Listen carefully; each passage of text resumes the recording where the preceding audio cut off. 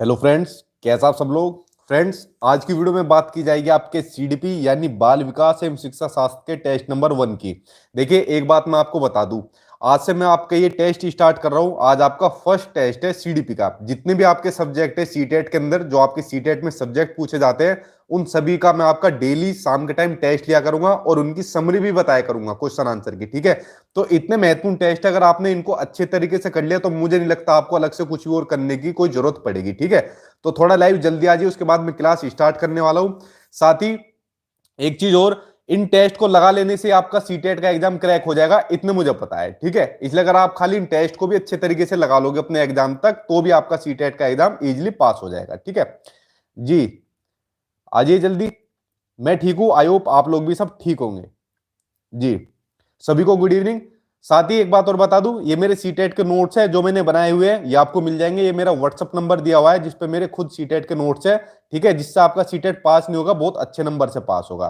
तो थोड़ा जल्दी आइए और देखिए, सीडीपी जितनी करा रहा हूं आपको सिर्फ उतनी पढ़ने की जरूरत है। अलग से सीडीपी आपको कुछ भी पढ़ने की जरूरत नहीं पड़ेगी। ठीक है, आपकी सीडीपी में ऐसी करा दूंगा, आप इजिली 25 प्लस का स्कोर इसके अंदर ले आओगे। ठीक है, तो इसलिए जो जो चीजें कराता जा रहा हूं बस उनको समझते जाना। चलिए, मैं टेस्ट स्टार्ट कर रहा हूं और एंड में देखना आपने कितना स्कोर किया है। ठीक है, लास्ट में 12 क्वेश्चन है। डेली आपके हर सब्जेक्ट के 12 क्वेश्चन लिया करूंगा, जो मोस्ट इंपोर्टेंट क्वेश्चन आंसर होंगे, जो आपके एग्जाम में लगभग देखने को मिलेंगे। ठीक है, और लास्ट में अपना स्कोर देखना आप कितना स्कोर करोगे। ठीक है, चलिए देखते हैं आपका फर्स्ट क्वेश्चन। पहला क्वेश्चन पढ़ते हैं, क्या दे रखा है कि पियाजे के संज्ञानात्मक विकास सिद्धांत में अमूर्त तर्क व परिपक्व नैतिक चिंतन किस अवस्था की विशेषता है। First sensory motor stage, second pre operational stage, third formal operational stage, या फिर फोर्थ कॉन्क्रीट ऑपरेशनल स्टेज। बताइए सही आंसर क्या होगा। देखिए, इसके ऊपर क्वेश्चन के ऊपर वेरी वेरी इंपोर्टेंट लिख लेना। आपके सीटेट के एग्जाम में अगर मैं कहूं पूरा 100%, ये ऐसा क्वेश्चन होता है जो आपके एग्जाम में जरूर पूछा जाता है, चाहे पेपर फर्स्ट हो चाहे पेपर सेकंड हो। एक नंबर का कंफर्म आता है, 2 नंबर का आ जाए वो अलग बात है, लेकिन 1 नंबर का जरूर पूछा जाएगा। ठीक है, इसलिए इस क्वेश्चन को अच्छे तरीके से कर लेना जी। बताइए सही आंसर इसका क्या हो जाएगा। देखिए, जो इसका सही आंसर हो जाएगा वह इसका सही आंसर आपका थर्ड औपचारिक संक्रियात्मक अवस्था यानी फॉर्मल ऑपरेशनल स्टेज। देखो, पहली चीज जो जीन पियाजे थे, संज्ञानात्मक विकास का सिद्धांत यानी कोग्निटिव डेवलपमेंट थ्योरी इन्होंने दी थी। ठीक है, पहला क्वेश्चन ये बन गया जिसमें इन्होंने विकास की 4 अवस्थाएं बताई थी। ये चारों की चारों अवस्थाएं दूसरा क्वेश्चन बन गया। तीसरा जो क्वेश्चन आपका मोस्टली बनता है वो इन्हीं अवस्थाओं में से पूछा जाता है। ठीक है, 1 नंबर का इन्हीं अवस्थाओं से संबंधित होता है। जैसे इसमें पूछ लिया था कि भाई किस अवस्था में बच्चा अमूर्त तर्क एवं परिपक्व नैतिक चिंतन करता है। अब देखो, एक चीज ध्यान से देखो, इसमें आपकी जो स्टेज है इनको ध्यान से देखना। जो पहली होती है वो होती है आपकी सेंसरी मोटर स्टेज, जो कि आपकी जन्म से लेके 2 साल तक होती है। ठीक है, ये उम्र भी पूछी जाती है, इसलिए इनको भी कर लेना। दूसरी होती है आपकी प्री ऑपरेशनल स्टेज, जो कि होती है आपकी 2 साल से लेके 7 साल तक के बच्चे की। ठीक है, तीसरी होगी आपकी formal operational concrete operational stage, ये होती है आपकी 7 साल से लेके 11 साल तक की। ठीक है, और फोर्थ होती है आपकी फॉर्मल ऑपरेशनल स्टेज, जो कि होती है आपकी 11 साल या इससे प्लस के ऊपर की। ठीक है, अब देखो, जब 11 साल से प्लस का बच्चा है तो उसको अमूर्त तर्क और परिपक्व नैतिक चिंतन की बात कही जा रही है कि बेटा बताओ, अगर तुम देश के प्रधानमंत्री बन गए तो क्या करोगे। तो देखो, वो कितने तर्क देगा बच्चे कि सर मैं ऐसा काम करूंगा, मैं भ्रष्टाचार कम करूंगा, मैं महंगाई कम करूंगा। ठीक है, तो इस तरीके से अमूर्त तर्क देगा। ठीक है, यानी जिन चीजों को छुआ नहीं जा सकता, महसूस नहीं किया जा सकता, वो होता है आपके अमूर्त तर्क। तो वो देगा आपकी फॉर्मल ऑपरेशनल स्टेज यानी 11 साल से प्लस का बच्चा। जो छोटी स्टेज के बच्चे होते हैं, क्या पॉसिबल है वो ऐसे क्वेश्चन का आंसर दे पाएंगे? नहीं दे पाएंगे। ठीक है, क्योंकि वो अमूर्त तर्क नहीं कर पाएंगे। तो आंसर इसमें आपका हो जाएगा, आंसर थर्ड इसमें आपका हो जाएगा फॉर्मल ऑपरेशनल स्टेज। इस क्वेश्चन को अच्छे तरीके से देख लेना, इन चारों स्टेज को अच्छे तरीके से देख लेना, और इन स्टेज के अंदर जो जो मेन चीज है उनको कर लेना। आपका 1 से 2 नंबर कंफर्म हो जाएगा। ठीक है, इसके ऊपर मैंने डिटेल में वीडियो बनाई हुई है, आप लोग चाहे तो जाकर देख सकते हो। चलिए अब देखते हैं नेक्स्ट क्वेश्चन। नेक्स्ट आपका डैश कक्षा में वास्तविक सांसारिक समस्याओं से संबंध जटिल परियोजनाओं पर कार्य करते हुए अध्यापक व छात्र एक दूसरे के अनुभवों से परस्पर ग्रहण करते हैं। ठीक है, पहला इसमें आपका अध्यापक केंद्रित, दूसरा सामाजिक रचनात्मक, थर्ड पारंपरिक, या फिर फोर्थ रचनात्मक। बताइए सही आंसर क्या आएगा इस फिल इन द ब्लैंक्स में जी। जी हाँ, काफी टाइम से तबीयत खराब थी, तो अब थोड़ा बहुत सुधार हुआ है, पूरा नहीं हुआ, लेकिन बेफिक्र रहिए। अब मेरी तबीयत खराब हो चाहे आप लोगों की खराब हो, मैं आपका सीटेट के एग्जाम तक आपकी तैयारी कराऊंगा, ठीक है। और पास होने वाले वीडियो ना देखना, जो 120 प्लस का टारगेट लेके चल रहे हैं वही वीडियो देखना, ठीक है। क्योंकि अगर मैं तबीयत खराब में भी आप लोगों की मेहनत करा रहा हूं तो इतना तो उम्मीद आप लोगों से करता ही हूं मैं, ठीक है जी।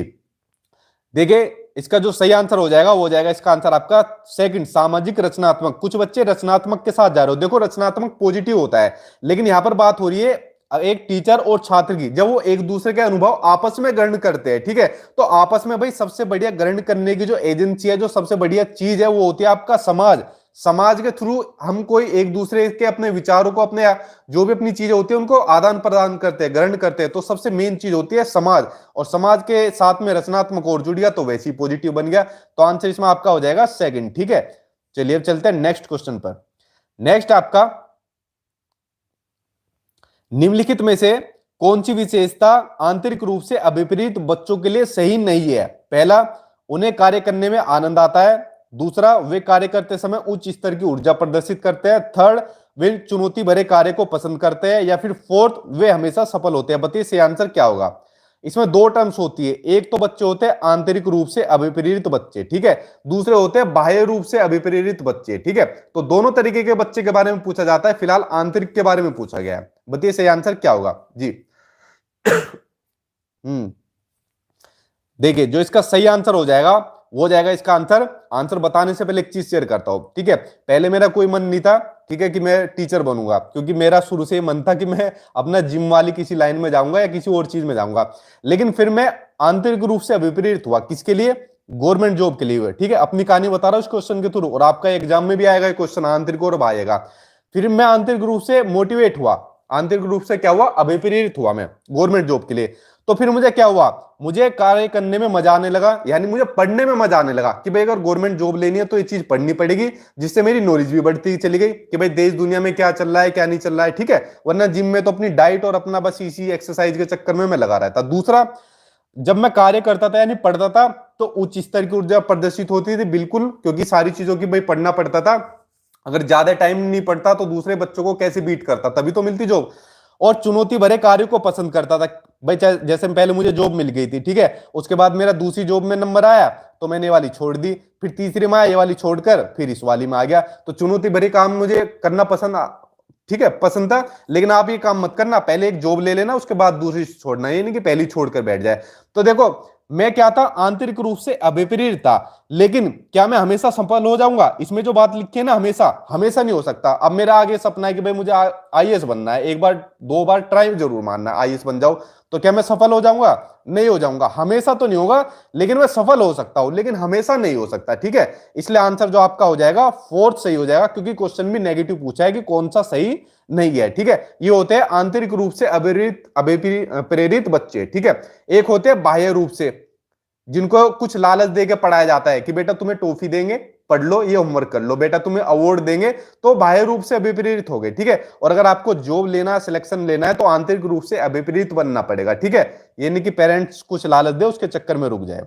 चलिए अगला क्वेश्चन पढ़ते हैं। एक बोल रही थी कि सर, एक ने, मेरे पेरेंट्स ने कहा है कि अगर आपका सीटेट का एग्जाम पास हो गया तो आपकी शादी नहीं कराएंगे, इसलिए मैं आंतरिक रूप से अभिप्रेरित हूं।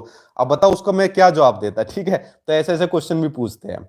नेक्स्ट आपका, निम्नलिखित में से कौन सा बाल्यकाल यानी चाइल्डहुड का अन्य नाम नहीं है? Elementary school stage, smart stage, pre gang age या फिर गैंग एज? बताइए सही आंसर क्या होगा? यह आपका बाल्यकाल यानी बाल्यावस्था, शेषावस्था, किशोरावस्था, ठीक है। इससे संबंधित एक नंबर का क्वेश्चन जरूर पूछा जाता है, इसलिए इसको भी अच्छे तरीके से कर लेना। बताइए सही आंसर आपका क्या होगा? जी हाँ, रेगुलर ही होगी, ठीक है जी।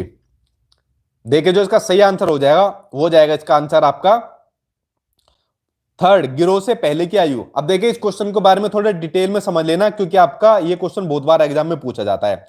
यहां पर बात हो रही है चाइल्डहुड की, बाल्यावस्था की बात हो रही है। अब ये कहां से लेके कहां तक की होती है? जब 5 साल का एंड होता है और छठे साल की शुरुआत होती है, ठीक है। और वहां से लेकर आपके 12 साल का एंड होता है, 13 साल की शुरुआत होती है, यानी 5 से 6 साल का जो बच्चा होता है वहां से आपकी शुरुआत होती है इस चाइल्डहुड की, यानी बाल्यावस्था की। पहली चीज तो ये होगी। दूसरी चीज, आपने देखा होगा जो स्कूल में एंट्री की एज होती है, ठीक है, बच्चा स्कूल में एंट्री कब करता है, जब बच्चा 5 या 6 साल का होता है, तो एलिमेंट्री स्कूल एज तो इसका नाम है, ये बात तो सही होगी, ठीक है, तो आंसर ऑप्शन आपका सही होगा। दूसरा, इसके अंदर इसको स्मार्ट एज भी कहा जाता है, स्फूर्ति की अवस्था भी कहा जाता है। स्मार्ट एज क्यों? अब देखो 5 से 6 साल का जो बच्चा होता है और आपका 12-13 साल तक का जो बच्चा होता है, उसको दाढ़ी मूछ तो आई नहीं होती, तो देखने में क्यूट लगता है, स्मार्ट लगता है, तो इसलिए इसको स्मार्ट एज भी कहते हैं, ठीक है। और गैंग की एज भी बोलते हैं इसको अन्य नाम से भी बोला जाता है, टोली की अवस्था बोल देते हैं, टोली या समूह के नाम से भी बोल देते हैं, ठीक है। गिरोह दल की अवस्था भी इसको बोलते हैं, चाइल्डहुड की। अब आप एक काम और करो, इन सब के अलावा इनके कुछ और नाम है, उनको अपने रजिस्टर में लिख लो, क्योंकि यहां से क्वेश्चन बहुत बनता है, ठीक है भाई। 3 तो आपने लिख लिए, 1 2 3, इनके अलावा और भी लिखो। इसको गंदी अवस्था भी बोल देते हैं। गंदी अवस्था कैसे बोलते हैं वो मैं आपको बता दो। देखो, स्कूल से आते वक्त मान लो बच्चों को सड़क पर कोई गड्ढा दिख गया, तो बच्चा इसके अंदर, मान लो पानी है, तो बच्चा इसके अंदर खूब पैर मारेगा, खूब खेलेगा। उसे डर नहीं है कि मेरी ड्रेस गंदी हो जाएगी, मेरा बैग गंदा हो जाएगा, नहीं, उसे मतलब ही नहीं है, उसे अपना इंटरेस्ट आना चाहिए, ठीक है। तो इसलिए इसको गंदी अवस्था भी बोल देते हैं, चाइल्डहुड को। गंदी अवस्था के साथ साथ इसको क्या बोलते हैं, खेल की अवस्था भी बोल देते हैं। तो खेल की अवस्था भी किसको बोला जाता है? चाइल्डहुड को बोला जाता है। भाई इनको साथ के साथ लिख लेना, बहुत इंपॉर्टेंट चीज है जो मैं बता रहा हूं, शायद कोई और आपको बताएगा भी नहीं, ठीक है।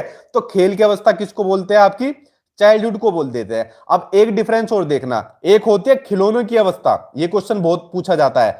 तो खिलौनों की जो अवस्था होती है वो होती है आपकी शैशवावस्था। इन दोनों में कंफ्यूज मत हो जाना, खिलौनों की अवस्था होगी शैशवावस्था और खेल की अवस्था होगी आपकी बाल्यावस्था, ठीक है। ये हो गया।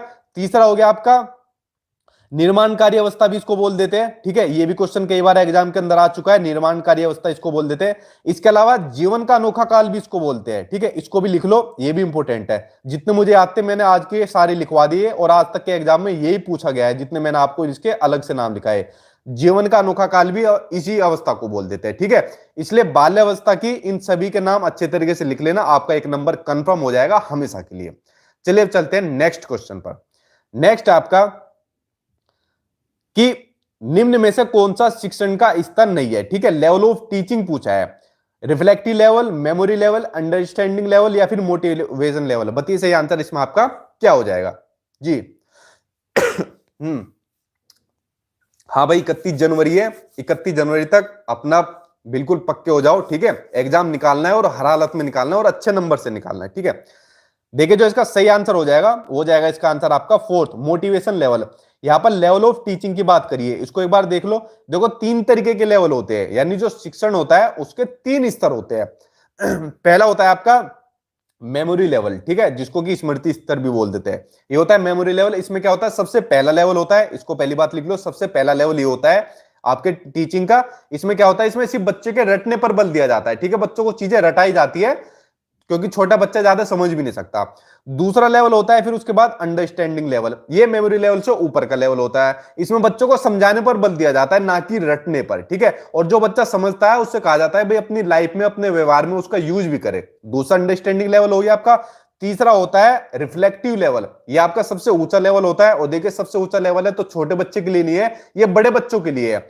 इसमें क्या होता है, इसमें पहले स्टूडेंट को नियम, सिद्धांतों एक्सेट्रा की जानकारी दी जाती है, फिर उन्हें फ्रीडम दे देते हैं इन पर चिंतन और कंक्लूजन निकालने के लिए। ये होता है आपका रिफ्लेक्टिव लेवल में। इन तीनों ही लेवल को अच्छे तरीके से कर लेना, इन्हीं में से कोई एक लेवल के बारे में एग्जामिनर पूछ लेता है। जैसे यहां पूछा था कौन सा स्तर नहीं है, तो आपका मोटिवेशन लेवल, बल्कि ये तीनों ही लेवल होते हैं, ठीक है। चलिए अब चलते हैं नेक्स्ट पर।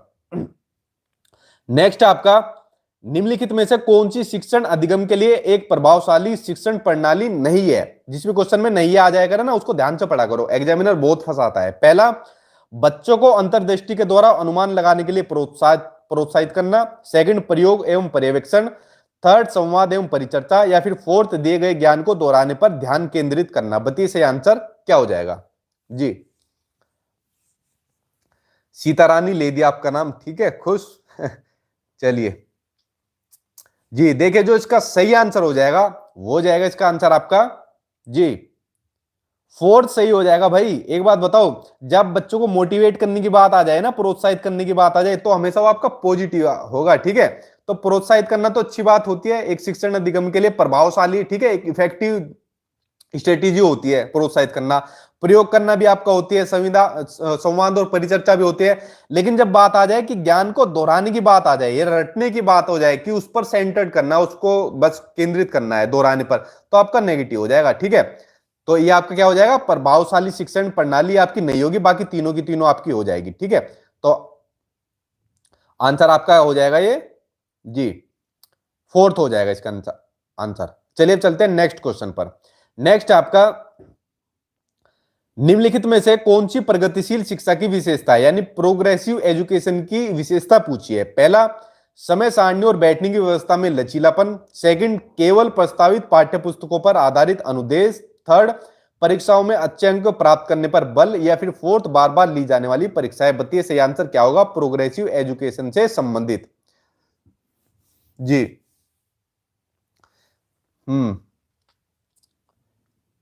ए के साथ जा रहे हो मोस्टली। हाँ, अभी तक कोई गया नहीं। ठीक है, तो आंसर भाई यही हो जाएगा कि आपका समय सारणी और बैठने की व्यवस्था में लचीलापन होना चाहिए। ठीक है भाई, एक फ्लेक्सिबिलिटी होनी चाहिए। ठीक है, जो भी आपका टाइम टेबल हो या बैठने की व्यवस्था में लचीलापन होना चाहिए। मैंने एक बात बताई थी आपको, जिस भी ऑप्शन में आपको दिख जाए केवल, आपको दिख जाए ना केवल, उस ऑप्शन को देखते आप क्या कर दोगे, गलत काट दोगे। जिस भी ऑप्शन में मिल जाए अच्छे अंक प्राप्त करने पर बल दिया जाए या ग्रेड पर बल दिया जाए, उस ऑप्शन को देखते गलत काट दोगे। और बार बार ली जाने वाली परीक्षाएं, इस तरीके का ऑप्शन आपको देखने को मिल जाए, इसको भी देखते गलत काट दोगे। ये आपके नेगेटिव होते हैं। ठीक है, इनको देखते गलत काट देना।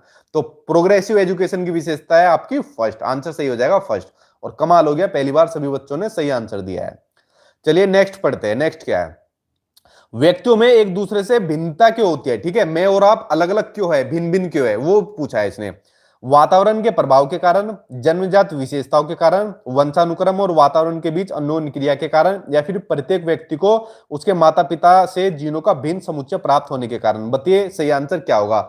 मैं और आप भिन्न भिन्न क्यों है, ठीक है, अलग अलग क्यों है। भिन्न भिन्न मतलब भाग वाला भिन्न नहीं, अलग अलग दिखने में, बोलचाल में, अपने विचारों में हम अलग अलग क्यों होते हैं, उसका आंसर पूछा है एग्जामिनर ने। जी,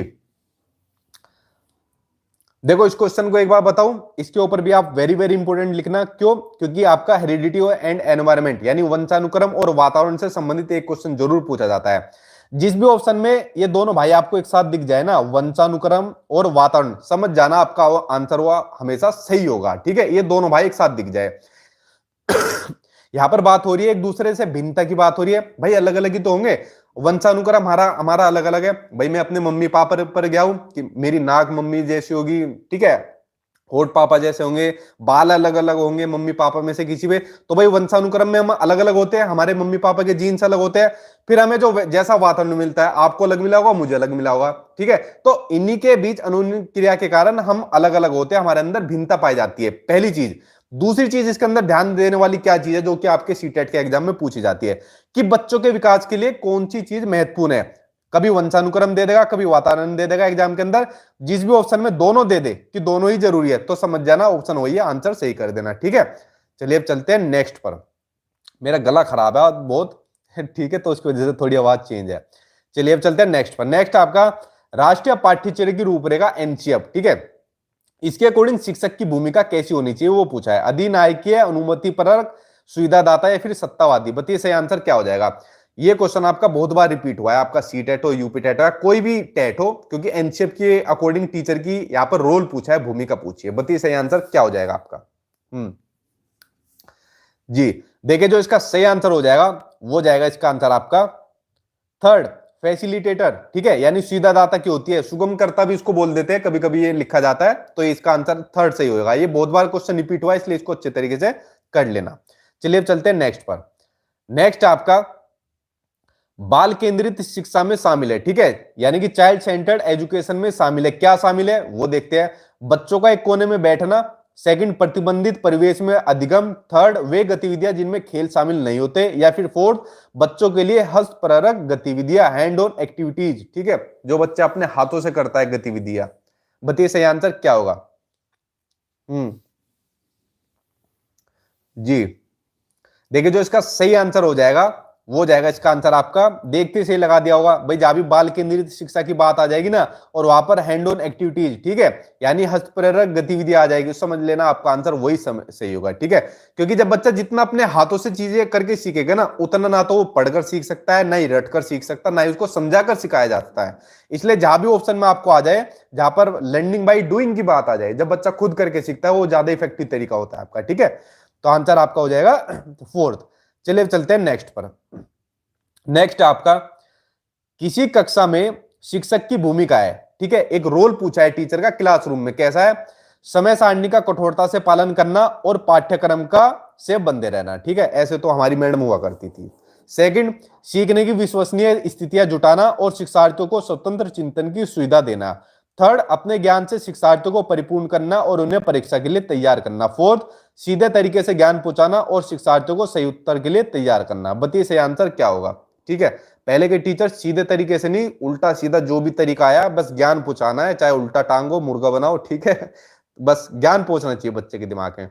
लेकिन आपको पूछा है एज ए टीचर आपका क्या रोल होगा, आपको अपना रोल बताना है। बताइए सही आंसर आपका क्या हो जाएगा, ठीक है। और ये सीधे उल्टे तरीके अपने ही छोड़ देना, आगे जाके तरीके कहीं नहीं चल पाएंगे स्कूल के अंदर। किसी ने फोटो वोटो डाल के वायरल कर दी तो बहुत फेमस हो जाओगे, ठीक है, किरकिरी हो जाएगी। इसलिए बच्चों को किसी भी तरीके का दंड मत दे देना, गधा तक भी मत बोल देना, बेवकूफ मत बोल देना, ठीक है।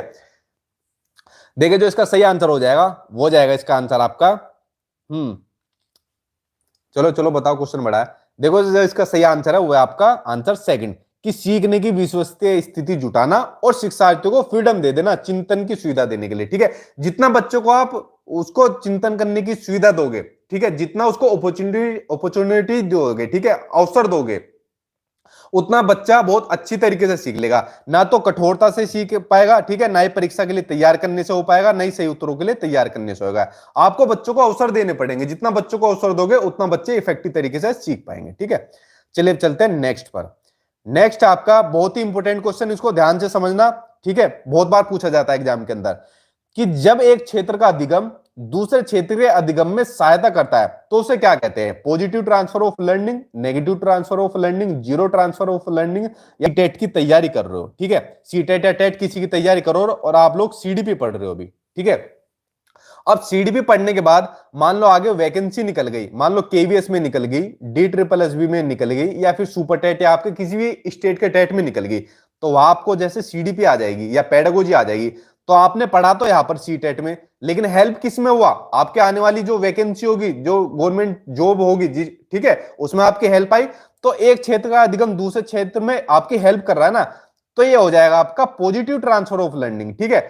दूसरा इसका अपोजिट हो जाएगा कि जब एक क्षेत्र का अधिगम दूसरे क्षेत्र के अधिगम में सहायता की जगह बाधक बनता हो, यानी प्रॉब्लम बनता हो। वो कैसे? इसको देखे एग्जाम्पल के थ्रू आपको समझाता हूं, समझना। देखो इंडिया के अंदर ये मान लो हमारी इंडिया की गाड़ी है, मान लो, सचमुच में मत मानना, ये बाहर विदेशों में गाड़ी है। अब इंडिया के अंदर देखो जो स्टीयरिंग होता है, ठीक है, ये हाथ पर होता है, लेकिन दूसरे देशों में क्या होता है? उल्टे हाथ पर होता है। अब मान लो हम यहाँ अपने देश में गाड़ी सीख ली सीधे हाथ पर, दूसरे देश में हमें गाड़ी चलानी हो तो हमें प्रॉब्लम आएगी ना। तो एक क्षेत्र का अधिगम दूसरे में हमें क्या कर रहा है? सहायता नहीं कर रहा, प्रॉब्लम कर रहा है, क्योंकि हमने सीधी थी सीधे हाथ पर, यहाँ चलानी पड़ रही है उल्टे हाथ पर, ठीक है। तो ये हो जाएगा आपका नेगेटिव ट्रांसफर ऑफ लर्निंग, ठीक है, पॉजिटिव नेगेटिव। एक और बचता है आपका जीरो ट्रांसफर ऑफ लर्निंग, कि जब एक क्षेत्र का अधिगम दूसरे क्षेत्र के अधिगम में ना तो सहायता बनता और ना बाधक बनता, वो हो जाएगा आपका जीरो ट्रांसफर ऑफ लर्निंग। वो कैसे होगा आपका? कि भाई आपने सीडीपी पढ़ लिया अभी, ठीक है, सीडीपी पढ़ने के बाद आप कहने लगे चलो भाई अब मैथ के क्वेश्चन सोल्व करता हूं मैं आपका। तो सीडीपी पढ़ने की वजह से मैथ में कुछ प्रॉब्लम आएगी? कुछ भी नहीं आएगी, सीडीपी और मैथ का कोई संबंध ही नहीं है। या सीडीपी पढ़ने से मैथ में कुछ हेल्प मिलेगी? कुछ भी नहीं, क्योंकि भाई बिल्कुल दोनों अलग अलग है, ठीक है। तो यहां पर कुछ फर्क नहीं पड़ेगा, इसलिए हो जाएगा आपका जीरो ट्रांसफर ऑफ लर्निंग। इन तीनों को अच्छे तरीके से देख लेना, इनके अलावा भी है, इसके ऊपर मैं डिटेल में वीडियो बना दूंगा, आप लोग वहां और अच्छी तरीके से देख लेना, ठीक है।